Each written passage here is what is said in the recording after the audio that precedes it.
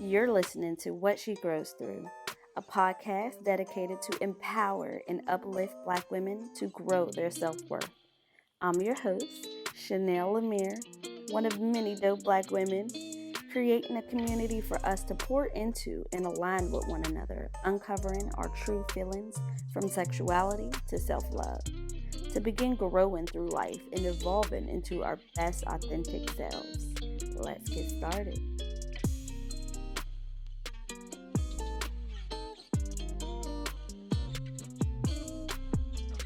Hey, beautiful. It's your girl Chanel Lemire back again with the latest episode of the What She Grows Through podcast. I know I say this almost every episode, but I'm here with a banger off the top. I don't even know if that's the right way to say that, but it sounds good.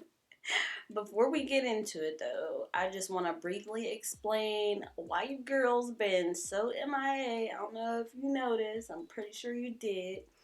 But in the first episode, I believe I gave you a little rundown on me a little bit.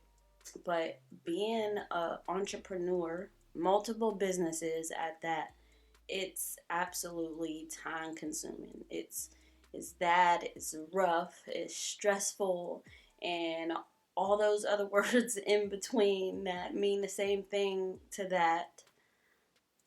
My videography business has been like in the forefront and like at this moment because your girl is getting booked all crazy. I literally haven't even had the chance to market myself because I'm getting so much business through just word of mouth right now. Just imagine when I start marketing myself. It's about to get lit. But anyway, so what I need to do is really figure out a way that I can take up space in so many like different things, but still be able to stay sane and have that rewarding feeling in the end, you know? That's why we leave our 9 to 5s to be out on our own, so you can, have that extra oomph like that. I don't know how to explain it. Once I figure it out, I'm gonna let you know, girl. I'm gonna let you know. But I'm just trying to put my frequencies out there, in some ways that I enjoy. So yeah, I'm gonna need to figure out the best of all these worlds. I can't even say both because there's multiple. So I just gotta figure out what's the best way to be able to do all these things that I want to do. So with that being said, let's get into the episode.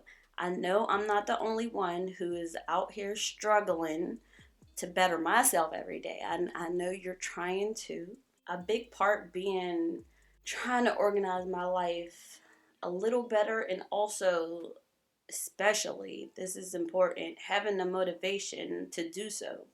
When you're out on your own, there's no one like standing over you watching to make sure that you're doing what you need to do. Now, I love the freedom of being with my babies all the time, but this has to get better. I got to get this mamapreneur thing together. So I realized that I had this problem and I have so many ideas, but I'm not taking the right steps at conquering them all. You ever get so caught up in your plans, but they never really make it out of your mind? Like you think these up, but that's where they're at. They're just thoughts. This is me every day. I'm not sure if it's my mindset blossoming and growing, but I wanna have a better life.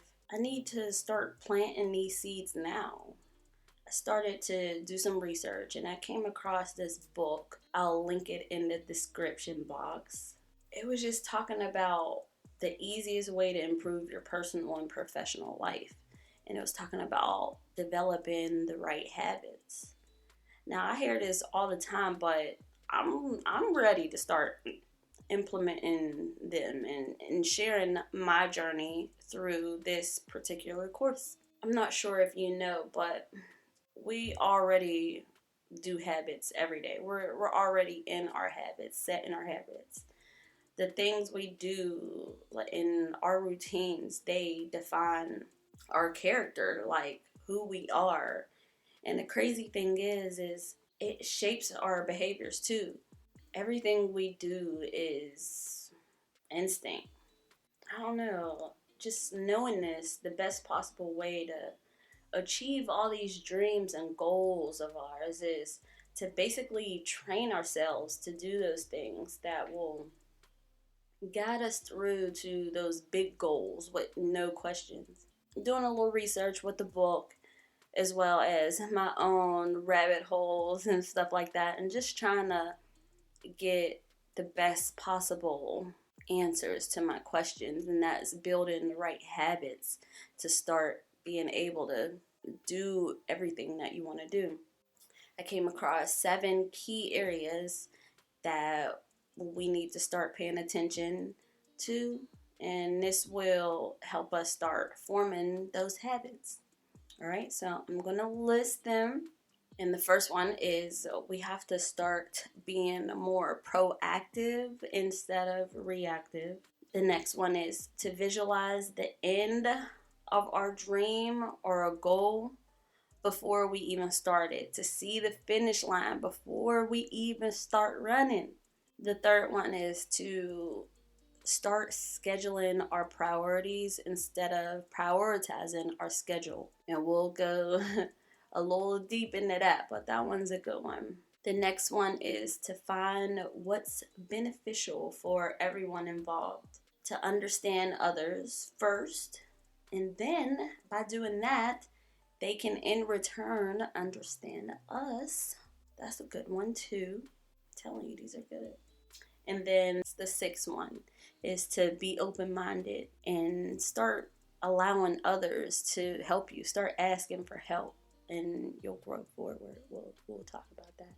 And the last one is to water your tree. The real change comes from starting on what's inside of you, like what's inside of us. We start there and we start working our way out. There's so many different books on, how to be successful. There's so many blog posts, so many clickable bait clicks on your social media. But everyone, they want to share how to best improve your life and taking those steps to do so. But if we're starting from inside, of course, that's not going to be easy because that's what makes us us. That's what defines us, our character, right? So it comes with a whole kind of identity change. How we look at the world, how we view it, our beliefs, our habits, like they got to be changed to put us on the right path that we need to be in order to be successful. An example I have is qualities like loyalty. Ladies, loyalty is a big deal over here. But that and honesty, like tell the truth. Like what the hell you gotta lie for? Like I cannot. That can only come from the person that you are. And I mean, it can't really be taught. That's kind of who you looking out to be. I mean, I don't know.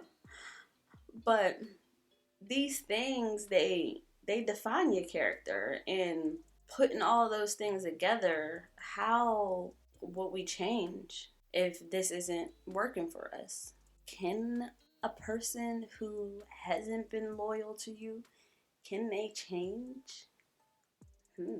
After you lie, are you gonna think that you can believe this person again? Just saying, those are some big things. I came across a word, and it's called a paradigm. And a while ago, I told myself that I would add some more big words to my vocabulary so, your girl can sound smart and educated. I mean, I do have a degree. But this shift is important to begin trying to change our character. Now, all of this goes in together. Just let me lay it out. I'm trying to go step by step, get a little deep, and let you know. And then I'll wrap it up in the end, and then we can. I mean, hopefully you get it. I really put a lot of time in this one. Our journeys towards real change begins when we start changing our paradigms, like our thoughts. Looking at this definition, trying to really understand what that is by, social media. I'm into videography and stuff like that. That's my business. But start looking at paradigms like a filter, and that filter is how we see the world. Now, we all have different perceptions. I may look at a group of people completely different than how you would, based off of, your perception.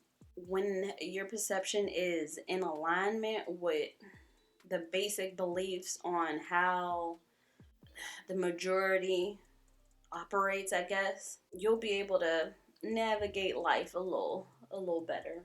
So a person with a negative paradigm, they'll continue to see just negative shit. Like, you ever be around somebody who's just negative all the time? Like, just I don't even want that over here. A person who has a positive paradigm will just be good, like, even when in tough situations. Maybe they're not their best that day, but like, it's still respect. It's still you. I'm sure you get it.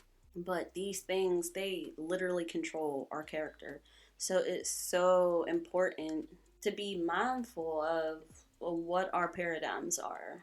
And then we can learn to start trying to fix these things so that we'll become just more productive in the end. It's so deep because this will shape our relationships with people, and for real, even our careers.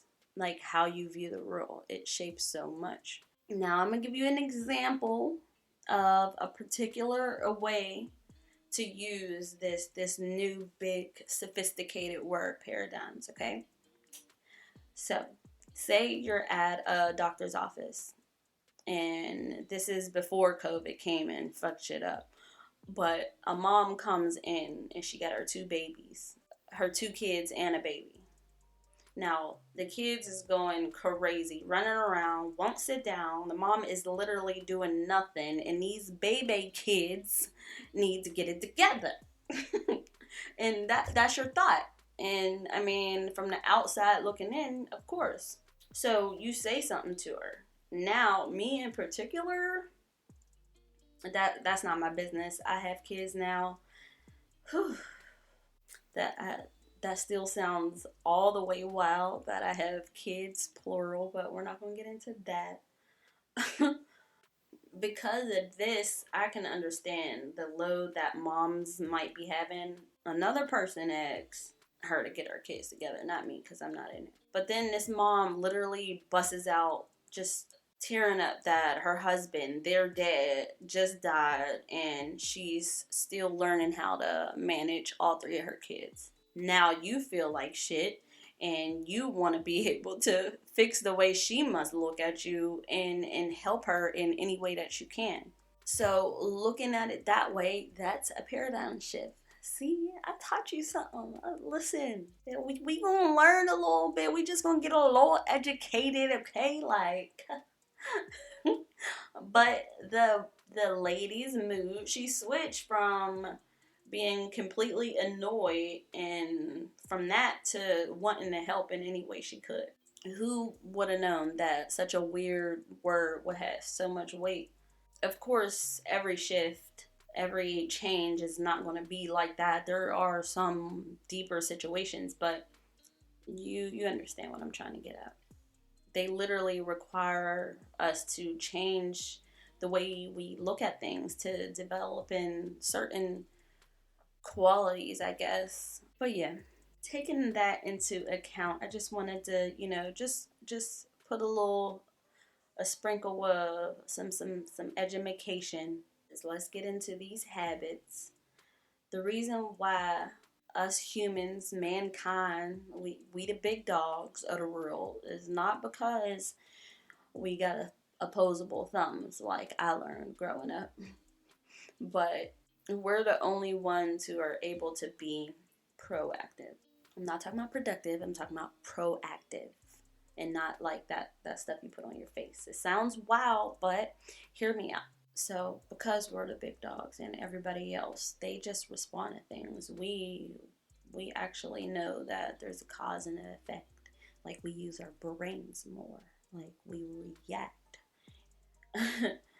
But the ability to learn and be able to change these things are the reason why we're the big dogs. I mean, I'm not trying to give no science lesson because I still don't know all of that. But I just want to throw a little something there. Now, although some people might have this issue of just reacting and not having the ability to think first, I don't know what it is. I guess our emotions play a part because at certain points we just don't give a fuck and we'll react. The key is to be proactive, ladies, okay? Reactive people, they have their behavior and emotions are just controlled by whatever is around them and their feelings. When someone doesn't keep their promise, you're swole, right? When someone tries to jip you in line or cut you off in traffic, I know I be hyped. So I don't know if it's just me. Well, no, I know somebody has to be like me. But I'm just saying, reactive people do this. They also fail to take responsibility of what's going on. Like, they just pop off, and it might have been your fault. You ain't even get to think. Like, why wasn't you even thinking? You was trying to react. You wasn't even trying to understand. But look, we'll go into that. I like to think that I'm proactive, so I'm going to go on ahead and group myself in this category. So, us proactive people, we believe that our mood and our behaviors, they make up how we really feel, like, inside. All that inside of us. Instead of blaming the next person for our mess ups, we find other ways to continue to move forward. When you're proactive, you can look at life in like two ways. Over on one side, we have what you're worried about, and that's filled with those bills, like all these damn bills, what we need to pay. Is it going to storm when I'm trying to go to work? Like I hate driving when it's pouring down rain. Like I'm so scared. I have triggered PTSD. It's kind of wild, but it's those kind of worries. Like, do I have enough money in the bank? Like, stuff in this part is hella big because we stay worrying about something, and I wish we can just turn that off sometimes, On the other side, this is where things that we can change and be in control of are. And I feel like I'm just talking, but, like, I really am making sense. I hope so. I smoked a little bit, but I'm saying, like, I'm just trying to explain. I talked more about this in detail in my locus of control episode. So if you want to look into that, you can definitely do that. We're going to stop about that. But let's talk about proactivity, right? The real problem is not the problem, but your reaction to the problem. Boom. Mic drop. That's the key. Not reacting all the time. And I think that last sentence, that was in the book. I can't take credit for it. But it sounds bomb, right? I'll just say that again. The real problem is not the problem, but how you react to the problem.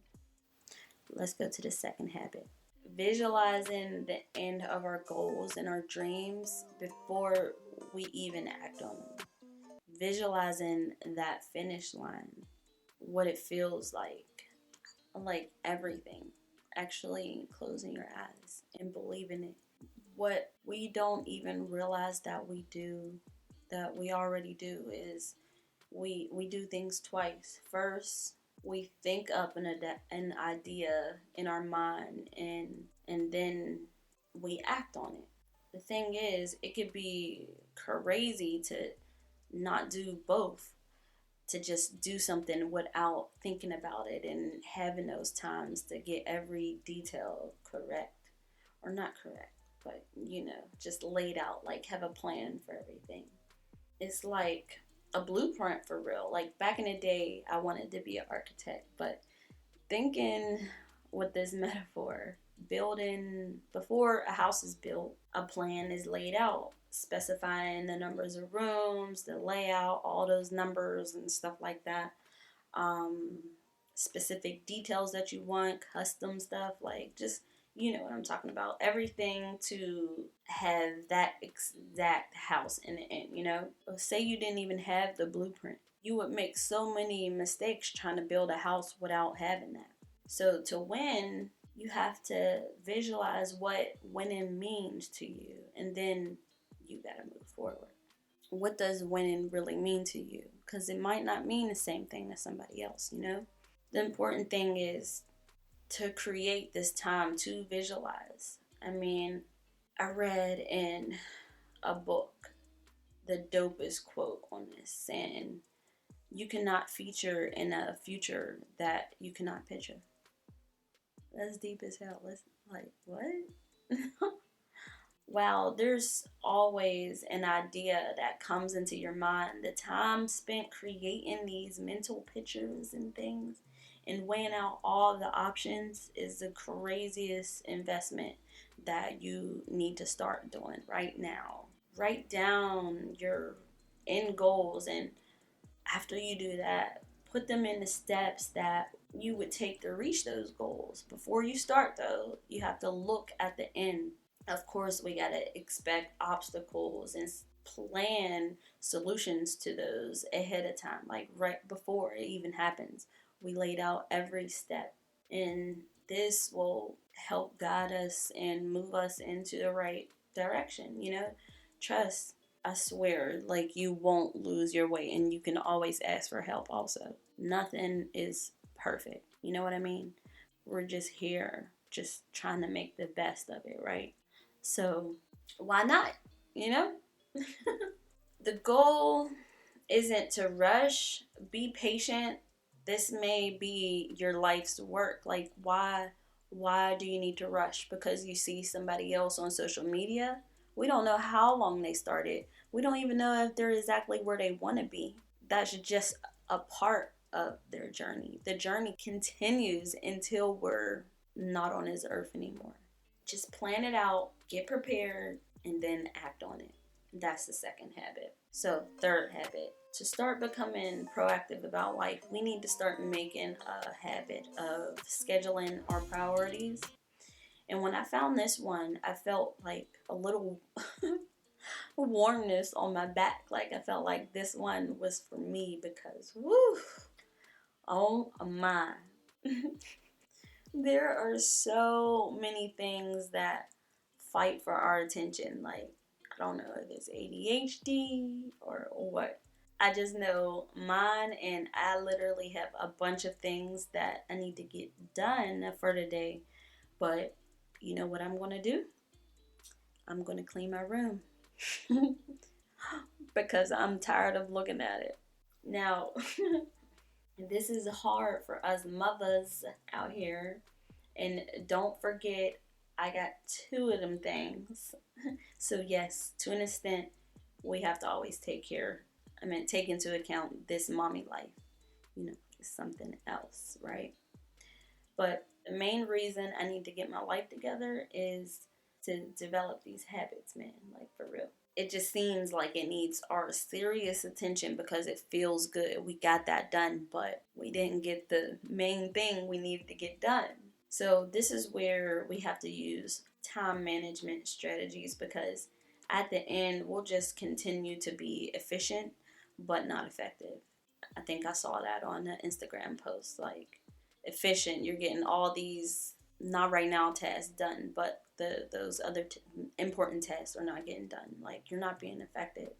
And being out here on my own, I think this is a big one because I want to do as best as I can. So I need to do the effective task before the efficient task. And trust, it might take a while, but at least they're getting done, At the end of the day, everything will get done. And of course, we'll get it all.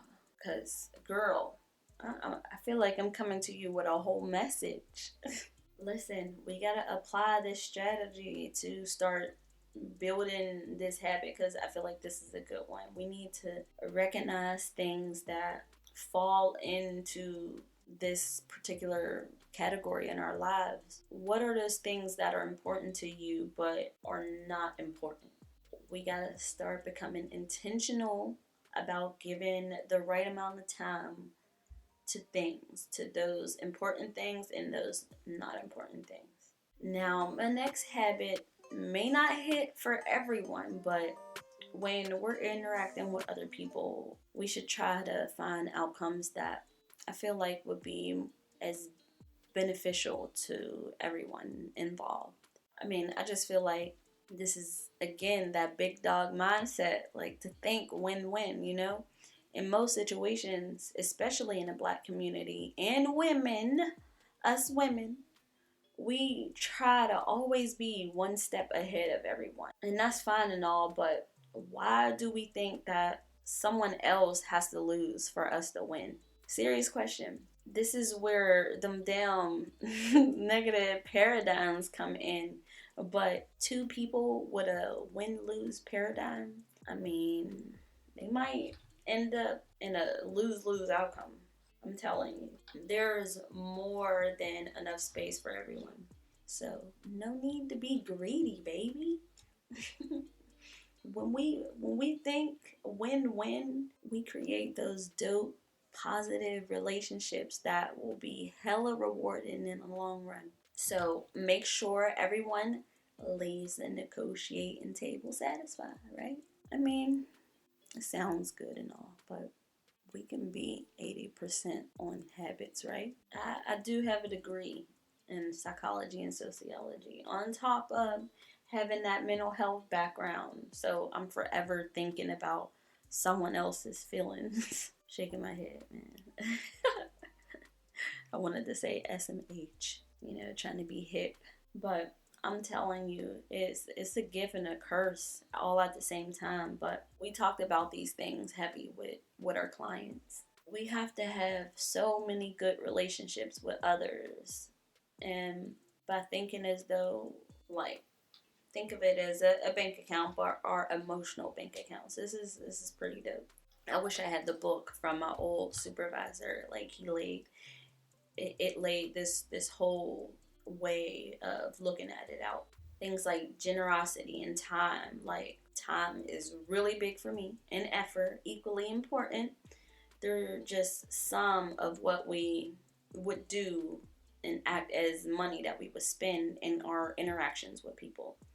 So the more of these that we put in, the larger the deposits that we make in their emotional bank accounts. So each time that we do things that hurt our relationships with people, we make withdrawals from this account. Now, the status of our relationships is determined by the balance that we have in these accounts. So, are we in a green and good standing, or are you on overdraft like a mug? A positive balance will, of course, be a nice, healthy relationship, but having this, it will be easier to solve potential problems in those relationships when they come up. So when there is no deposits in this account, the relationship with people, it will just be a mess, just waiting to happen for real. We got to watch ourselves around these kind of people and kind of watch what we say to them too. One wrong word and shit explodes, and I'm sure you know exactly why. In all my relationships, long before even thinking this way, I was a beast at listening to people and empathizing. That's why my mental health is what I chose to dive into. But having these kinds of skills already, it will definitely help us to come up with these win-win solutions to situations when they need our attention, when we actually are in these situations. If you're being selfish and not listening to understand, or breaking promises or lying or things of that nature, you're making hella withdrawals Another way of making a big ass deposit is being reliable. Try not to talk about people so much, or just not negatively talking about. Like, I know we all gossip a little bit, but like going hard, try not to do that. You got to be ready to ride for those loved ones when the time comes, and to be loyal. Listen, this is a big one. Doesn't that just sound like a dope ass person? I would love to have that in a partner. And they do say that what you put out in the world, you'll receive. So I'm going to leave that one right here. Another important thing is that people feel the need to do is to be understood. Like, we should want to do our best to understand other people. And by doing this, they'll in turn best understand us. And when you understand others, you know that you'll know what to do to keep your balance positive in your emotional bank account. Doing something that you love and assuming that this will help, like, is not it. Sometimes you have to do something that they love, and even if it's something you're not a fan for real, like, it's not always about you. If you choose to be with somebody, the investment is in them. It ain't even about the actual activity, you know? Don't you want to make your partner happy? Like, it ain't about you. I mean, obviously, we're not perfect. You just need to be honest and be thorough with it, you know? Just be thorough. That's what it is. And if you make mistakes, apologize and be sincere. And, like, don't repeat that shit, you know? Because then nothing you say will hold weight, right? Don't assume that you know what other people are going through if you didn't even take the time to try and understand them. Just imagine you feel that you just ain't right and you need to go talk to somebody. And you go to a therapist. You didn't even spill the tea and they prescribed you some medicine. You're going to lose your fucking shit, right? Like, exactly. Like, we got to listen to understand and not just to respond. I said that before, but I had to put that again, okay? I mean, I know you're with it. I know you feel me. Because we're here, me and you made it this far in this episode. Like, you trying to get all the gems, and I'm going to give it to you, girl. But just know that there are some real studies that show how empathetic listening, it really requires you to submerge yourself into a person's way of thinking. Like, you gotta actually step outside of yourself and look in. And that's where the saying goes, like, be in somebody else's shoes, step in somebody's shoes. You know what I'm talking about. But you need to be able to feel what they feel and think how they think. And the craziest thing is the majority of what we say is really hidden in our body language. You ever just be disgusted or annoyed and that shit shows all on your face? I got a hard time hiding this one. Do this next time. Look out their body language, and I know you can tell when a vibe is just off. So just look into that.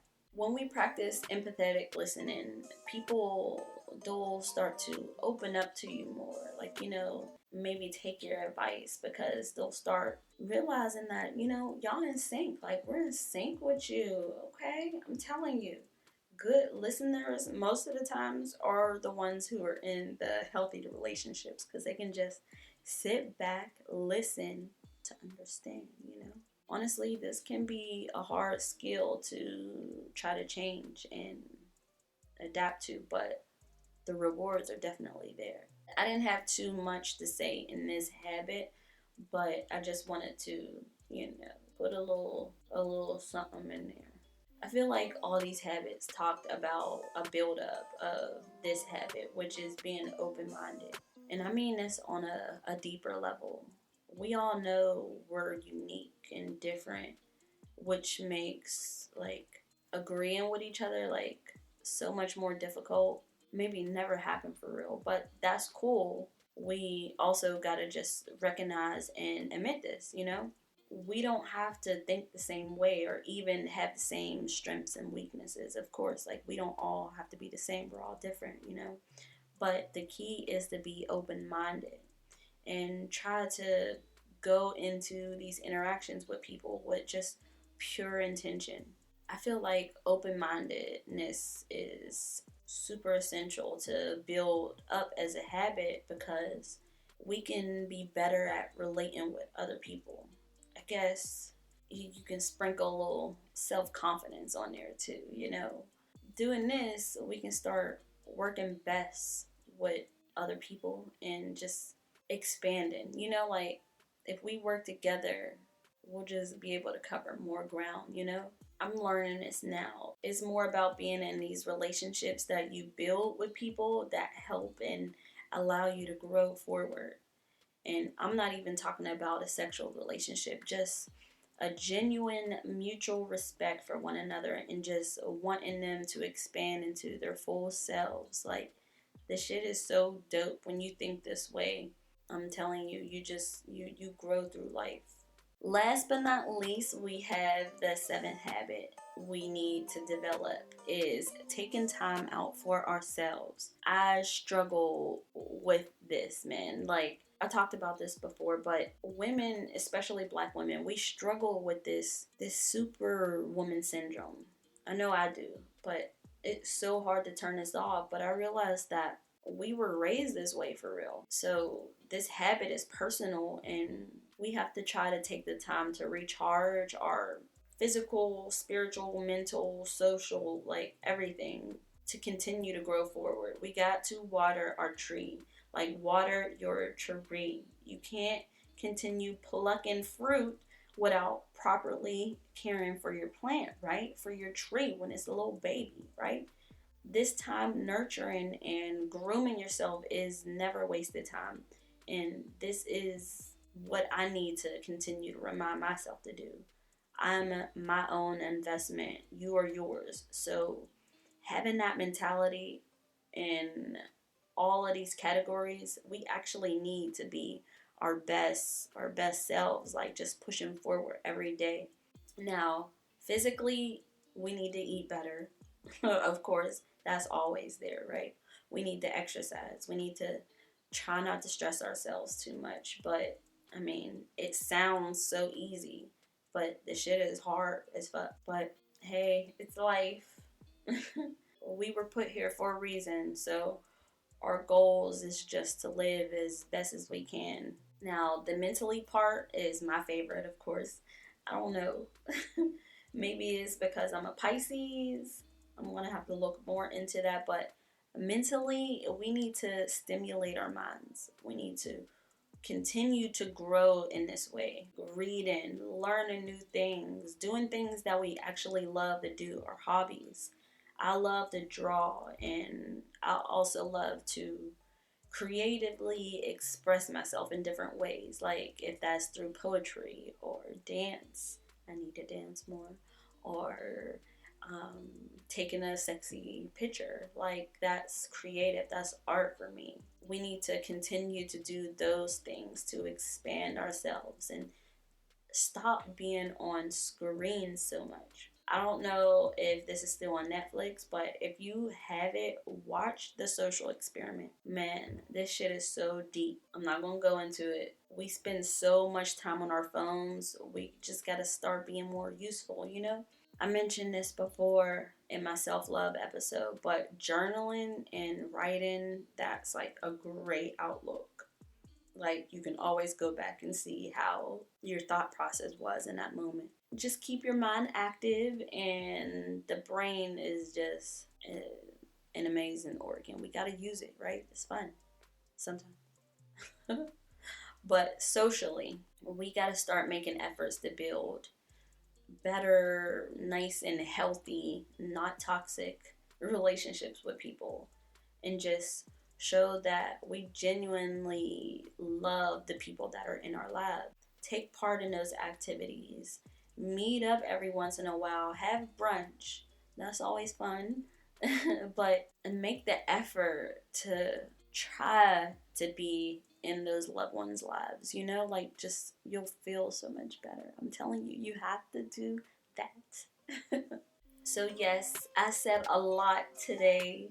It's currently 1:52 in the morning, and this is the time that I had baby sleep. So I had time tonight, right? And I've been gone for so long, I had to give you a nice, thoroughly laid out episode. I really want to develop these habits, and I feel like it'll help me live an easier and more enjoyable, better life. I mean, we're all here to do that anyway, so I feel like we can put these to use, right? Quick wrap up on those 7 habits that I said.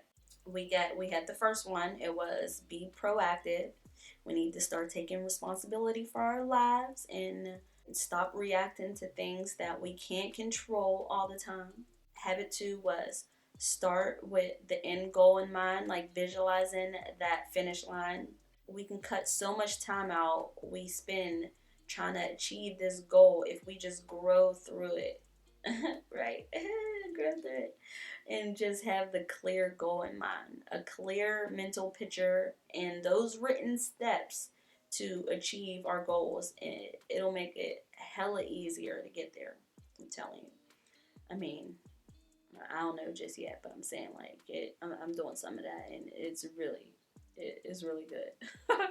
But habit 3 is we should learn how to recognize what's important to us and focus on working on that. This will cut out a lot of those urges to start tackling the not so important things, you know? Habit 4, think win-win. So try to do what's beneficial to everyone instead of just trying to get over and on top of each other. Like that notion where they say crabs in a barrel or bucket analogy. You know what I mean? The relationship is way more important than getting an extra little piece of the cake. Like I'm telling you, you'll learn this. As soon as you do that, we can all win.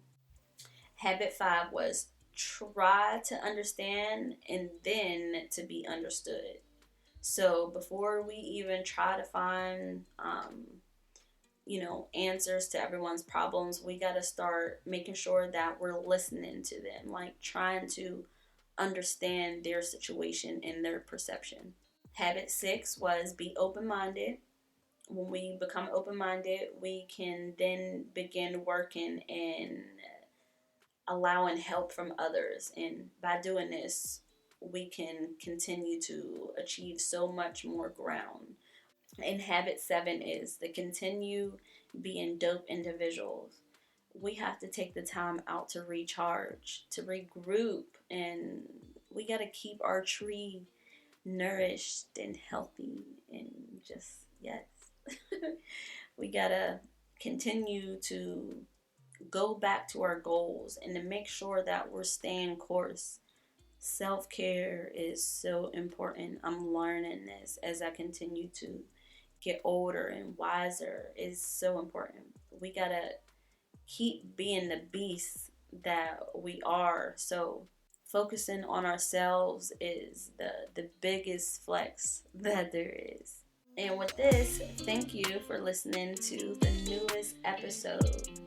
If any of these habits are it for you, definitely comment and of course rate on Apple Podcasts. I would love 5 stars because I really planned this out for you guys, and I would love it. I can't wait until I get my first review. Like, yeah, this was it for me. Thank you, Chanel. I mean, you get me, girl.